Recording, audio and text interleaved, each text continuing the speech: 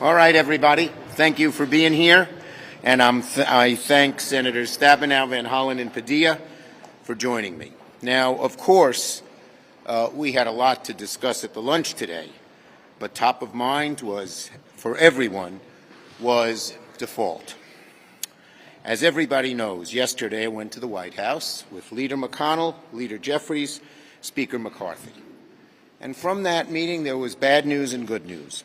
The bad news: Speaker McCarthy was the only person in the room who refused to take default off the table. The one person standing in the way is Speaker McCarthy. He refused to take default off the table. President Biden said he would. Leader Jeffries said he would. I would. And Leader McConnell outside didn't say anything in the room, and outside he, too, said we must avoid default. But instead, Speaker McCarthy doubled down on his efforts, and rather than take default off the table, he's going to take it hostage at the hands of a far-right agenda that the American people would abhor. Avoiding default should not be contingent on passing the GOP's hard right partisan agenda, and the American people overwhelmingly agree. A recent Washington Post poll found the following, very instructive. 58% majority of Americans say debt limit and federal spending should be handled as separate issues, as we are saying, and President Biden is saying. The poll also found that, quote, a much smaller 26% of Americans say Congress should only allow the government to pay its debts if Biden agrees to cut spending. That's McCarthy's plan. Not only does it have only 26% of America, but it doesn't even have a plurality of Republicans. 46% of Republicans say the debt limit and spending should be handled separately. So even a plurality of Republicans realize how dangerous tying the two together is. Now, and one other point I'd make. It's very easy, not easy. It's unique for what McCarthy is doing. Back in 2017, we Democrats hated the Trump tax cuts for the very, very wealthy. I easily could have said, as minority leader, we're going to withhold the ability, withhold the ability to raise our debt ceiling unless they repeal the tax cuts. But of course I wouldn't do that. It was dangerous and reckless. But now he is taking the IRA, an issue of great importance to the Democrats, probably our number one issue, and saying he will hold it hostage to default. So it shows you the difference here and the uniqueness of what McCarthy is doing. But there was good news as well in that meeting. Today, top staffs of all 5 principals are sitting down right now as we speak and talking about a path forward for the budget and appropriations process, and they're going to continue to meet during the week. Speaker McCarthy will have plenty to say over the budget and the appropriations process. He wants to make cuts. That's the place to discuss it. That's the place we've always discussed it. We want to close loopholes and make sure the wealthy pay their fair share. Again, it's the budget appropriations process that's the place to be. And so the bottom line is very simple, and that is that McCarthy can certainly have his say, and his caucus can have the say, on spending cuts, but not holding it hostage to default. Not holding it hostage to default, but rather in the budget and appropriations process. Okay? So if Speaker McCarthy would simply commit to taking default off the table, we're happy to engage in a separate conversation with Republicans on the budget. In the meantime, I urge the Speaker and my Republican colleagues to come to their senses about avoiding default. Time is of the essence, and there's nothing stopping us from coming together in a bipartisan way, as we regularly have, to assure America can pay its bills. Senator Stabenow. Well, good afternoon, and I think it's important to say one more time that there's only one of the 4 leaders in Congress who will not take default off the table. Only one person. Speaker McCarthy. And he's choosing economic chaos in a very real way, economic chaos for our country over what's best for the American people. A default, as opposed to a government shutdown, a default affects every kind of spending that the federal government does, from Social Security and Medicare and Medicaid, defense, SNAP, and every farm support program. So I want to speak for a moment as chair of the Agriculture, Nutrition, and Forestry Committee, where we are working very hard to get another bipartisan 5-year farm bill, even in the midst of all of this chaos that's been going on. But it's very clear that a Republican default on America would be an unprecedented disaster for rural America and for our agriculture economy. Interest rates on all forms of credit would rise. Most farmers rely on access to credit to finance their operations, while commodity prices would fall dramatically. USDA would likely be unable to issue key direct loans and loan guarantees. Federal crop insurance would be heavily impacted, in addition to the important food assistance programs for our seniors, for our children, for our families. They would be cut as well, and they already only provide $6 a day per person to avoid starvation in our country. In short, when we look at all of this, a default would be a disaster for farmers and families across the country. But this doesn't have to happen. It's in Speaker McCarthy's hands right now. Right now. It's up to him. Is he going to step up and lead and make sure America pays its bills and that we keep our commitments? Or is he going to bend to the most extreme elements in the Republican Party who seem very much to want chaos for our economy? Speaker McCarthy, don't let America default. So it's a pleasure to join with Leader Schumer and Senator Stabenow, Senator Padilla, to emphasize what has to happen right now in order to protect our country and protect the economy.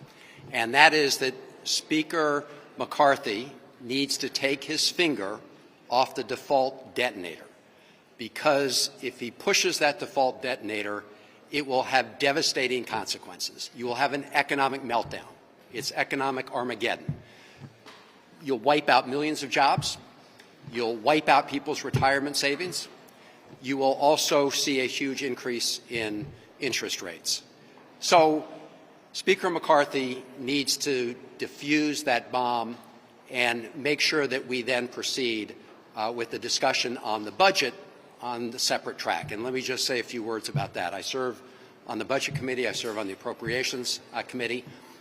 President Biden and all of us have been very clear from the beginning that we're more than happy to sit down and discuss budget issues and appropriation issues in that forum, just not under the threat of blowing up our economy. President Biden has submitted a budget. It's $3 trillion in deficit reduction over 10 years.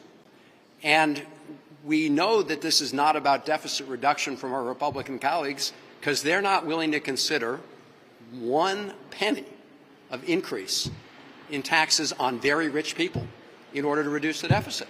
They say they care about the deficit, but they're not asking billionaires to contribute 1 penny more. They say they care about the deficit. They're not willing to ask big corporations to pay 1 penny more. So no one should believe that Republicans actually care about reducing the deficit. What we need to do, as President Biden has said, is go talk about how we're going to address the budget. And we're more than happy to consider some of their proposals and cuts in that context, and they need to consider some of our proposals in that context. I will point out that President Biden does have cuts in his budget. He asks the pharmaceutical companies to contribute more.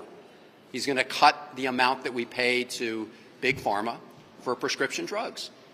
So he has proposed cuts as part of his budget. But let's take that conversation, that discussion, to its appropriate place. And Speaker McCarthy, take your finger off the default detonator. That's our message, and we hope that reason will prevail in his caucus. Now let me turn it over to Senator Padilla. Thank you, Leader Schumer, Senators Stabenow, Van Hollen. Thank you all for being here this afternoon. Well, I'm absolutely frustrated that House Republicans are holding the American people hostage once again. Can't exactly say that I'm surprised. See, time and again, extreme MAGA Republicans have attacked our democracy. They've attacked our constitutional rights, and now they're threatening America's economy. So yes, today we're saying that default cannot, should not be on the negotiating table. And forcing the country to default for the first time in our nation's history shouldn't even be part of the conversation. This is about protecting the American people and what they have already earned. You know, if we get to that point, here's what people should be very well aware of and what to expect. You know, I think of the working families across California and across the country who work so hard and sacrifice so much to buy a home and make their mortgage payments. If we were to default, mortgage rates would skyrocket. Working families would pay the price. I think of veterans who served our country in uniform and were willing to pay the ultimate sacrifice, but who would have their veterans' benefits interrupted if we go into default. And I think of the millions of seniors across the country who would see their Social Security benefits halted because Speaker McCarthy and MAGA Republicans want to hold them hostage for their extreme demands. The list goes on and on. Now, as we've heard from all the senators up here, we can absolutely have a responsible conversation about spending in this country. There is a time and a place for that. That's the budget and appropriations process. Not, however, as we approach a fiscal cliff, when we know full well that it will be working families across the country who stand to lose the most. The good news is there's still a little bit of time. Republicans still have time to come to the table and avoid a debt default, just as they've done numerous times in the past under both Republican and Democratic presidents. But if they don't, countless families across the country will be coming to their kitchen tables to have a much more dire financial conversation. Speaker McCarthy, Republicans don't default on America. Thank you.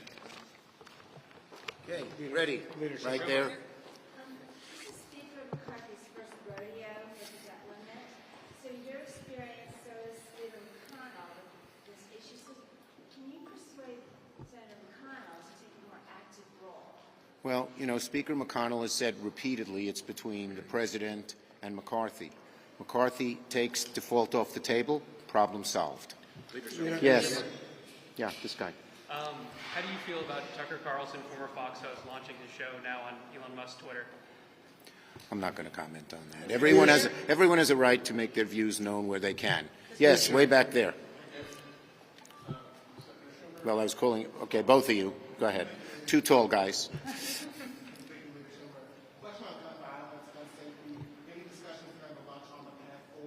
Yes.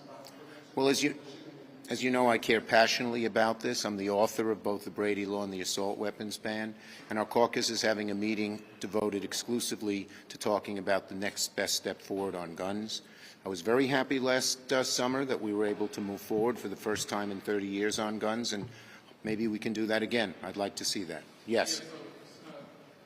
Senator McConnell's advice to the president is to do what Pelosi did with Trump in 2019 and negotiate something like a 2-year tax deal alongside a debt limit increase. Is that potentially a way out?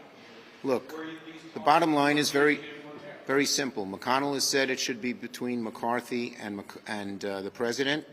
There's only one person standing in the way of avoiding default, and that's Speaker McCarthy. He ought to back off, plain and simple. Yes. But would you be willing to accept real spending cuts, actual spending cuts that would move alongside a separate track than a debt ceiling increase? Look, the bottom line is we've always debated spending cuts, revenue increases, as Chris pointed out, in the budget and appropriations process. That's going along now. But again, default should not be, we should not be using default as a hostage. Only McCarthy is. It's dangerous, it's reckless, it could lead to real problems. Mr. Leader, Thank you.